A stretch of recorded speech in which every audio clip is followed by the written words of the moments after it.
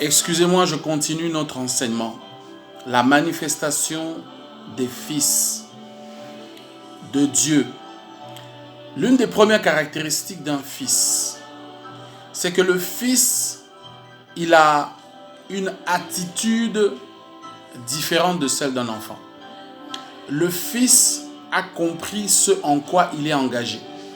La Bible nous dit dans 1 Corinthiens chapitre 13 verset 11, l'apôtre Paul dit: lorsque j'étais enfant, je parlais comme un enfant, mais lorsque j'ai grandi, j'ai abandonné ce qui était de l'enfance. Il y a donc un shift, il y a un changement de mentalité, il y a un changement d'attitude, il y a un changement de langage, il y a un changement de comportement, il y a une façon de parler, une façon d'opérer, il y a une façon de concevoir, une façon d'avoir une attitude d'un fils. Parce que vous voyez, un fils n'est plus esclave, mais un enfant est esclave dans le sens où il a besoin et il dépend des personnes qui le gèrent, des personnes qui s'occupent de lui, des personnes qui sont appelées à l'amener à un état de maturité. C'est pour cela que l'enfant ne peut pas hériter. Mais vous verrez que le fils, quand il commence à grandir, il change d'attitude. Il prend l'attitude du père. Parce que, ayant marché avec le père, et ayant observé le père, et ayant entendu le père, il se comporte comme le père. C'est normal. Il va faire ce qu'il a vu provenant de son père. Et il devient fils. Et lorsqu'il devient fils, il porte en lui les marques de la mission de son père. Et c'est là où nous voyons un fils commencer à manifester les œuvres de l'esprit de façon à ce que la création se réjouisse. Ça parle aussi d'évangélisation. Donc, première caractéristique, nous retenons: un fils a une attitude, un langage, une façon de parler, une façon de se comporter qui est mature, par opposition à un enfant de Dieu. Il y aura toujours une différence. Un enfant de Dieu, il veut toujours qu'on s'occupe de lui. Mais un fils, il se prend en charge. Un fils se prend en charge. Et un fils fait l'œuvre de Dieu. Il cherche à gagner les âmes. Il cherche à toucher ceux-là qui ne sont pas sauvés. Il cherche à faire plaisir à l'Esprit de Dieu. Parce qu'il est fils et qu'il a compris que l'œuvre à laquelle il est assigné est une œuvre qui non seulement nécessite qu'il se dispose, mais en plus de cela, dans laquelle il doit prendre une responsabilité. Donc la première caractéristique du fils, c'est que son langage, c'est que son comportement, c'est que son attitude, c'est que sa façon de faire change. Elle est plus mature, elle est plus tournée vers l'œuvre. Pas l'œuvre pour une église, mais l'œuvre pour le royaume des cieux. Alléluia. Ça, c'était le premier point. Deuxième caractéristique, la deuxième caractéristique des fils de Dieu ou d'un fils de Dieu, c'est la maturité spirituelle ou encore la maturité de l'esprit. Cela parle de la croissance qu'il a eue, qu'il a pu développer pendant qu'il est dans les mains de son père spirituel, de l'endroit où il évolue. Parce que pour pouvoir manifester, pour qu'il puisse avoir manifestation des fils de Dieu, il est important que cette personne, homme ou femme, soit dans un état de maturité spirituelle. Il y a des choses qu'il comprend déjà. Il y a des choses, il est conscient de l'œuvre à accomplir. Il est rythmé par l'Esprit de Dieu pour faire ces œuvres-là. Et lorsqu'il fait ces œuvres-là, c'est alors que le monde, les païens, sont bénis de son existence parce qu'il va parler de Dieu, parce qu'il va parler de Jésus, parce qu'il va gagner les âmes, parce qu'il va fortifier des gens, parce qu'il va convertir par l'Esprit de Dieu des gens. Il y a donc la maturité spirituelle.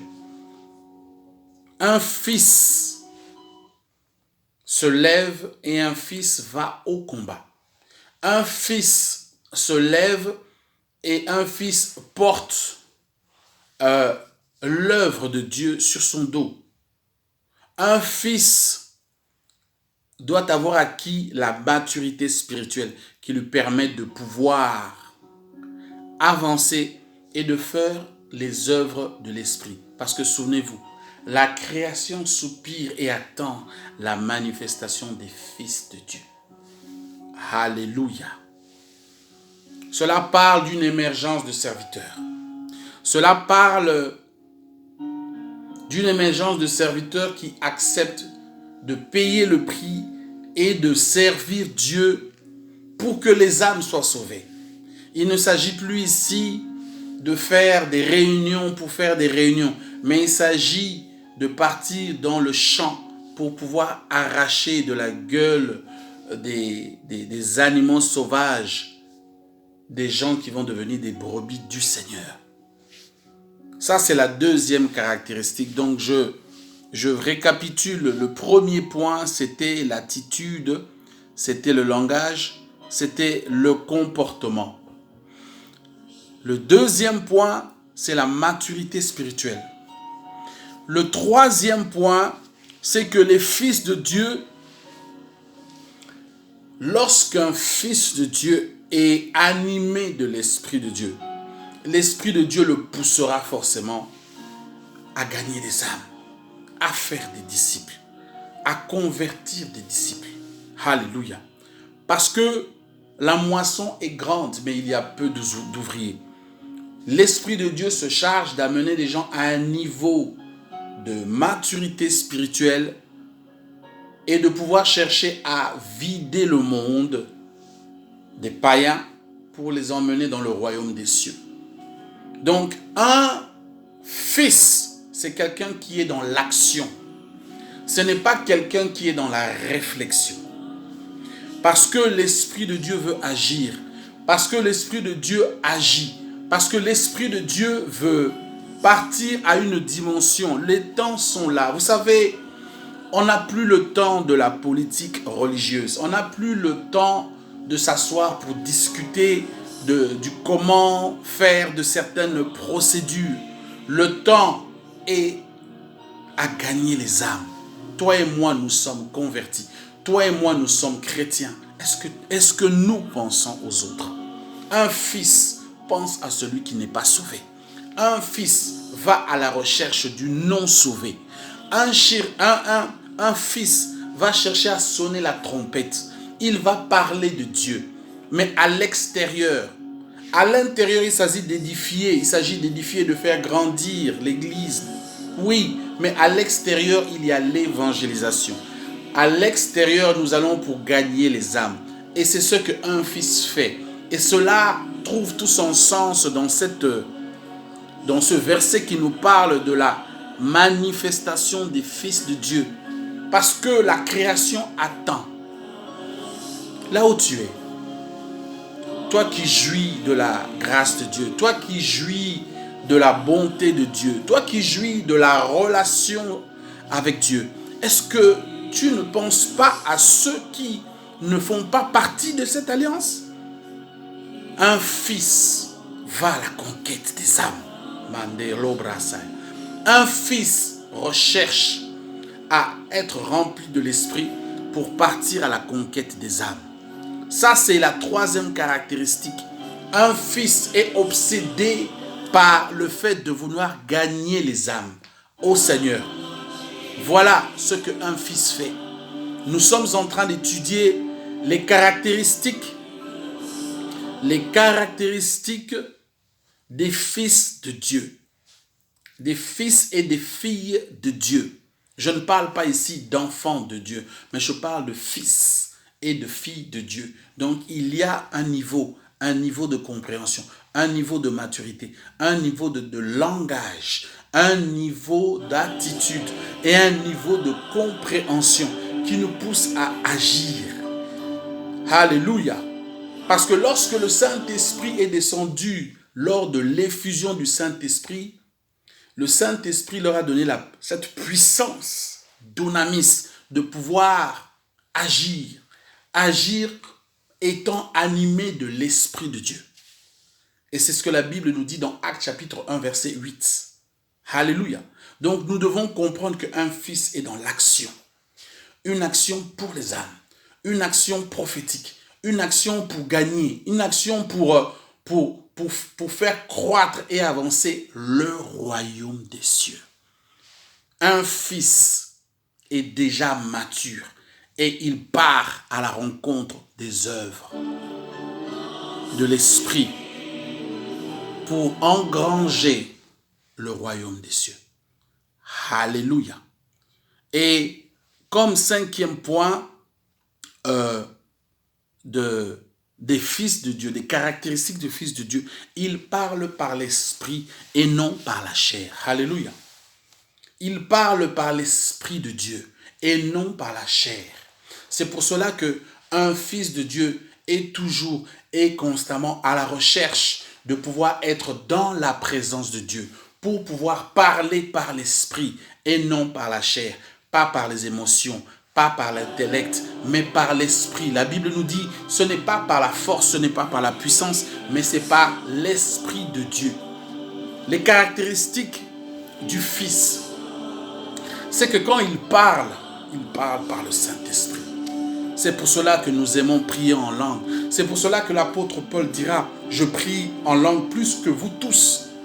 Parce que lorsque tu pries constamment en langue, le royaume des cieux s'exprime au travers de ton cœur à tout moment.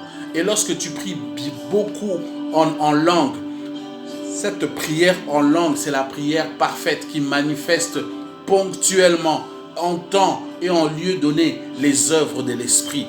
La prière en langue, pour pouvoir parler par l'esprit et non par la chair.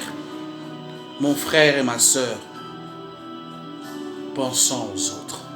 Pensons à ceux-là qui crient, cette création qui soupire et qui attend la manifestation du Fils. C'est pour cela que je dis que oui, il faut que nous multiplions les programmes, malgré que nous sommes dans une période pandémique, une période difficile, certes, mais l'œuvre de Dieu se fait, la prédication de la parole de Dieu se fait en tout temps, conforme, bonne ou mauvaise. Alléluia. Alléluia. Nous sommes ici dans la deuxième partie de notre enseignement sur la manifestation des fils. De façon brève, concise, je voulais donner les caractéristiques du Fils. Mais nous allons rentrer plus en profondeur encore la semaine prochaine. Nous récapitulons. Nous devons comprendre que quand on parle de Fils de Dieu,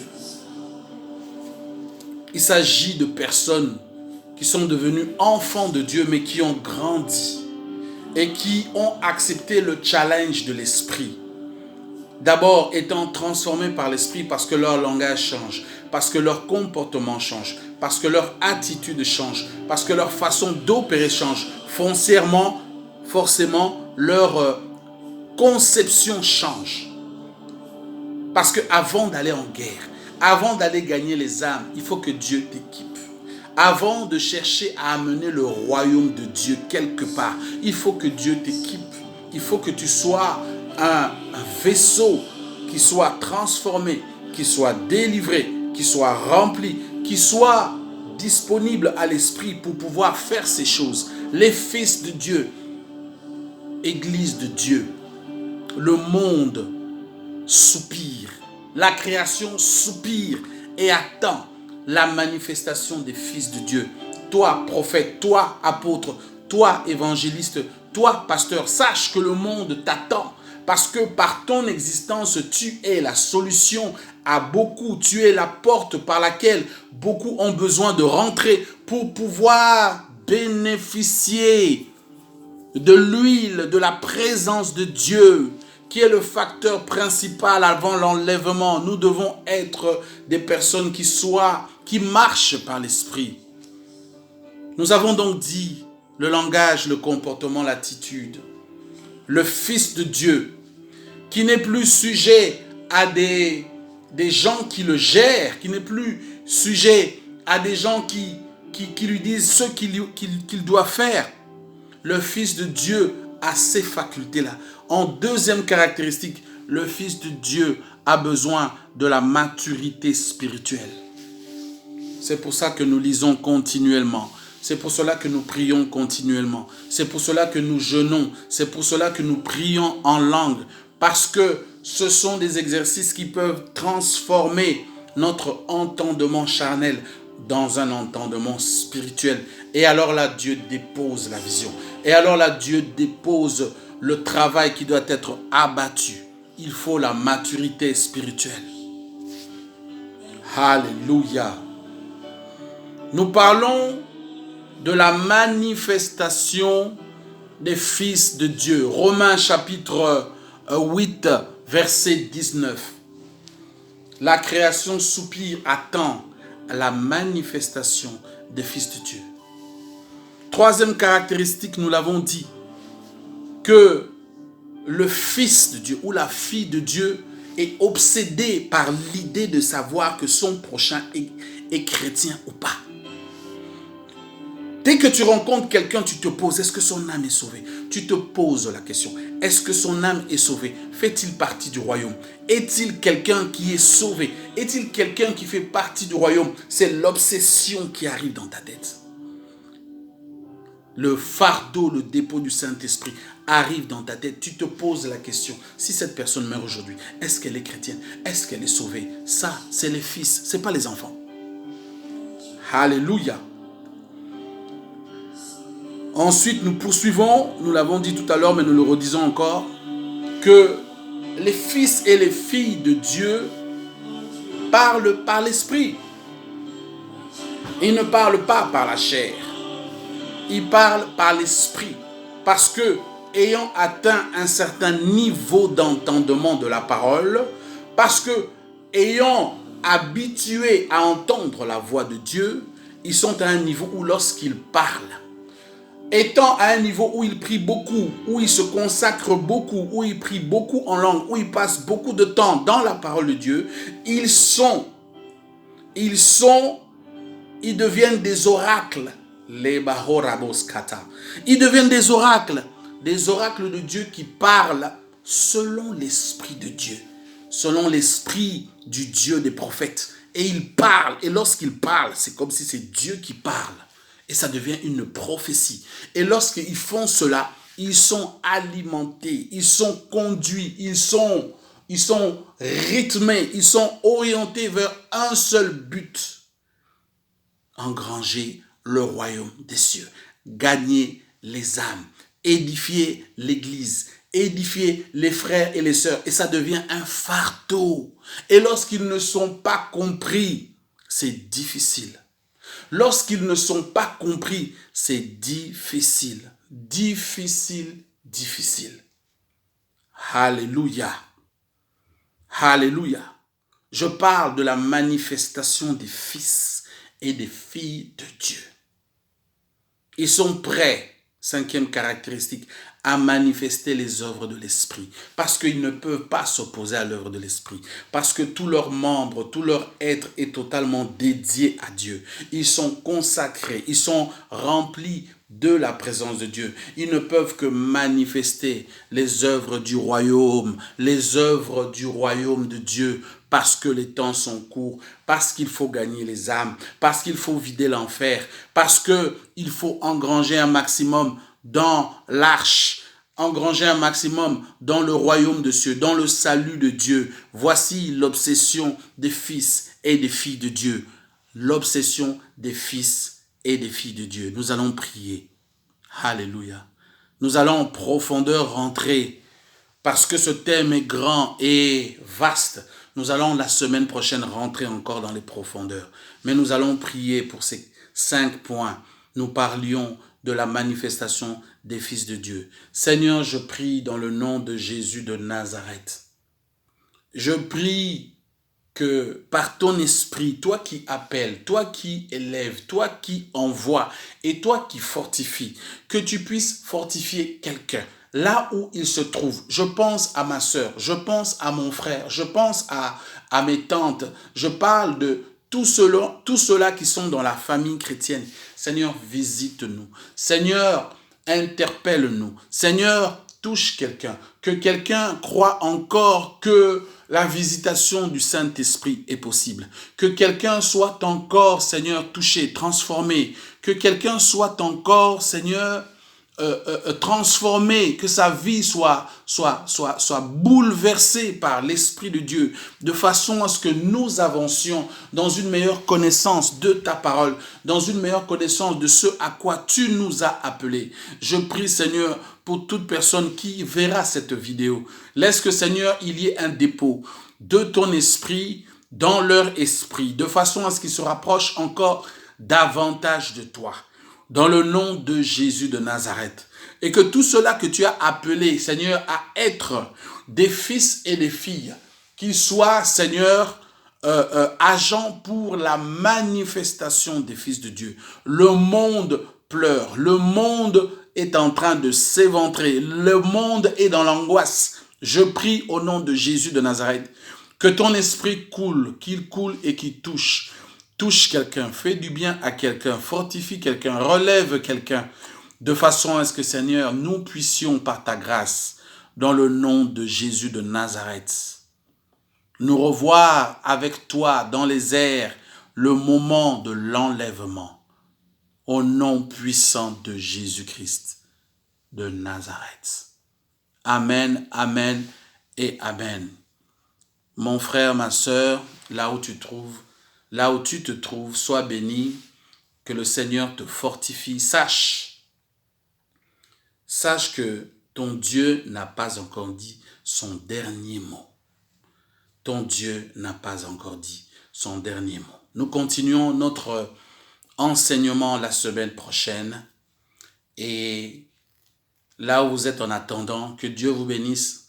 Restons dans la flamme de l'Esprit et demeurons dans les Écritures.